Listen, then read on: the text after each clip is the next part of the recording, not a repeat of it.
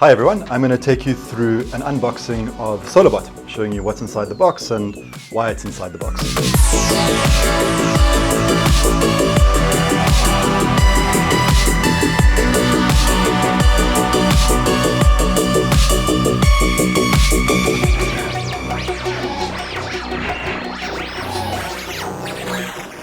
So firstly you can see the box itself with a few instructions on. I'll let you read those for yourself when you get your hands on one. As we open it, it's time to power up your solar system, and we've got SolarBot sitting in its harness over here. Let's start with SolarBot and then I'll show you the rest of the box as well. So here you have SolarBot. The cover of SolarBot slides up like this, revealing a whole bunch of input ports as well as connectors for antenna and a function button over here. And so what you do when you're installing SolarBot is you simply lift up this cover, and as you'll see there's some attached cables that plug in here and plug into your inverter. Talking more specifically about what's on this device in particular, we've got a port for your inverter. This is where the comms cable to the inverter gets plugged in. A port labeled pass-through.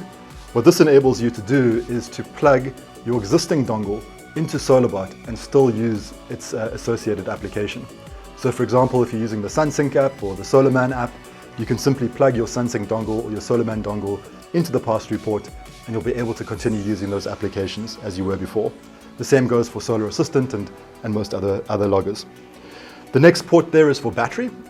This is to plug into the BMS of your battery directly and communicate with that.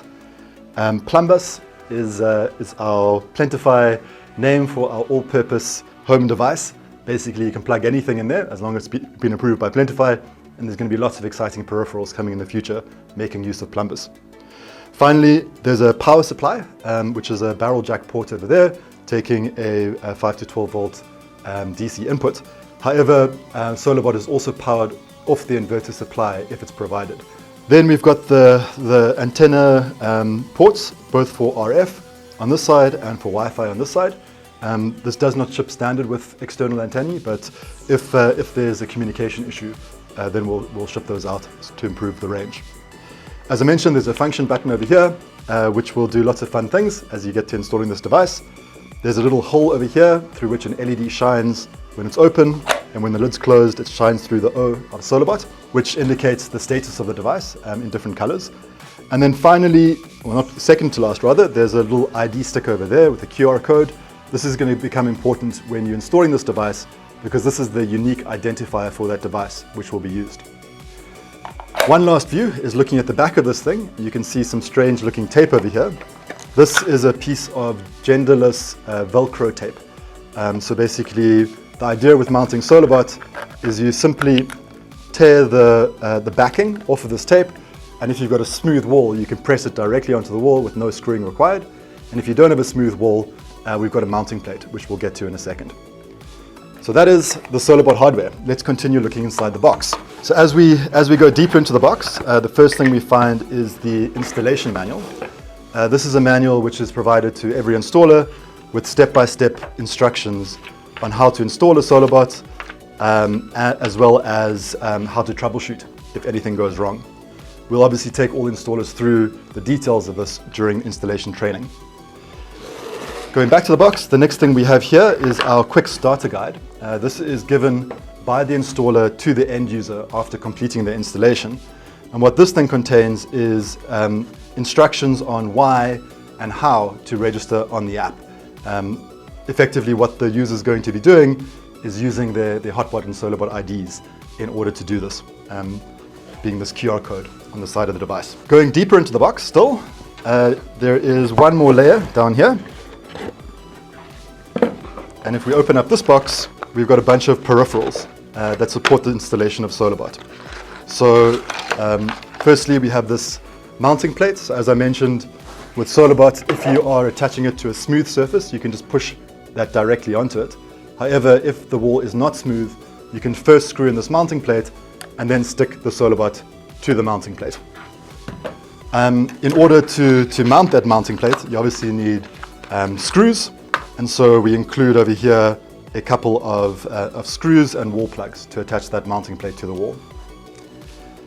Continuing into this box, we've got some cables, the inverter cable and the pass-through cable over here. So these correspond to the ports on SolarBot.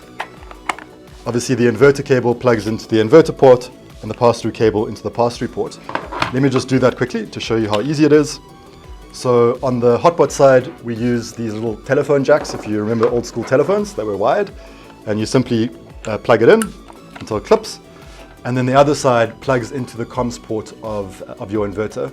This particular cable is a DB9 connector intended for SunSync and DEA inverters. Similarly, on the pass-through, you simply plug it in with the telephone jack on the one side, and you then plug your dongle into the DB9 on the other side. Finally, there is a piece to mount the dongle itself. So if you do have a SunSync dongle or a SolarMan dongle, etc., we also provide additional pieces of genderless Velcro for that. And in the next version, we'll be providing a mounting plate for that too. So once you've finished installing SolarBot, which involves mounting this on the wall, connecting it to the inverter, connecting it to the pass-through dongle if required, the final step is to validate the installation. Simply go to solarbot.plentify.io and it'll take you through a step-by-step instructions on how to get this device validated and ensure that it's working properly.